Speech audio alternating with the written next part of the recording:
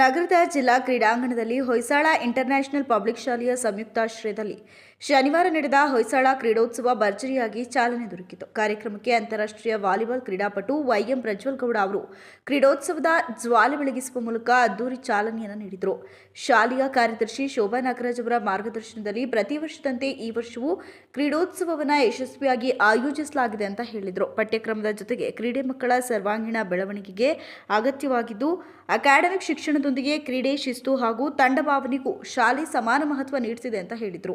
ಕ್ರೀಡೆಯಲ್ಲಿ ಸೋಲು ಗೆಲುವನ್ನು ಸಮಾನವಾಗಿ ಸ್ವೀಕರಿಸುವ ಮನೋಭಾವ ಬೆಳೆಸಿಕೊಳ್ಳಬೇಕು. ಆತ್ಮವಿಶ್ವಾಸ ಹಾಗೂ ನಿರಂತರ ಪ್ರಯತ್ನವೇ ಯಶಸ್ಸಿನ ಗುಟ್ಟು ಅಂತ ಪ್ರಾಂಶುಪಾಲ ಎಂಜಿ ನವೀನ್ ಕುಮಾರ್ ವಿದ್ಯಾರ್ಥಿಗಳಿಗೆ ಸಲಹೆ ನೀಡಿದರು.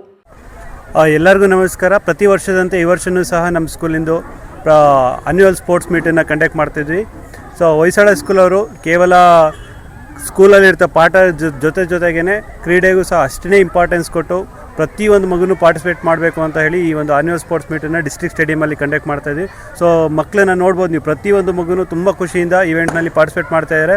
ಅದ್ರ ಜೊತೆಗೇ ಎಲ್ಲದಕ್ಕಿಂತ ಇಂಪಾರ್ಟೆಂಟು ಸದೃಢ ಮನಸ್ಸು ಎಲ್ಲಿರುತ್ತೋ, ಸದೃಢ ದೇಹ ಎಲ್ಲಿರುತ್ತೋ ಅಲ್ಲಿ ಮಕ್ಕಳು ಚೆನ್ನಾಗಿ ಕಲಿತಾರೆ. ಸದೃಢ ದೇಹ, ಸದೃಢ ಮನಸ್ಸು ತುಂಬ ಇಂಪಾರ್ಟೆಂಟ್ ಆಗುತ್ತೆ. ಸೊ ಎಲ್ಲರಿಗೂ ಧನ್ಯವಾದ. ಬೆಳಗ್ಗೆ ಯಾರು ಉದ್ಘಾಟನೆ ಮಾಡಿದ್ದು? ಪ್ರಜ್ವಲ್ ಅಂತ ಹೇಳ್ಬಿಟ್ಟು ಇಂಟರ್ನ್ಯಾಷನಲ್ ವಾಲಿಬಾಲ್ ಪ್ಲೇಯರು. ಅದ್ರ ಜೊತೆಗೇ ನಮ್ಮ ಸೆಕ್ರೆಟರಿ ಮೇಡಮ್ ಖಜಾಂಜಿ ಅವರು, ಸೊ ಮತ್ತಿನ್ನು ಸ್ಟಾಫ್ ಎಲ್ಲ ಸೇರಿ ಕ್ರೀಡೆಯನ್ನು ಉದ್ಘಾಟನೆ ಮಾಡಿದ್ವಿ. ಯಾವ ಕ್ರೀಡೆ ಇತ್ತು ಇವತ್ತು? ಸೊ ಎಲ್ಲ ಅಥ್ಲೆಟಿಕ್ಸ್ ಇವೆಂಟ್ಸ್ಗಳನ್ನು ಪಾರ್ಟಿಸಿಪೇಟ್ ಮಾಡಿದ್ವಿ. 100 metre, 200 metre, 400 metre, relay, so ಈ ರೀತಿ long jump, high jump, shot put, discus ಎಲ್ಲದನ್ನು ಮಕ್ಕಳು ಪಾರ್ಟಿಸಿಪೇಟ್ ಮಾಡಿದ್ದಾರೆ. ನವೀನ್ ಅಂತ.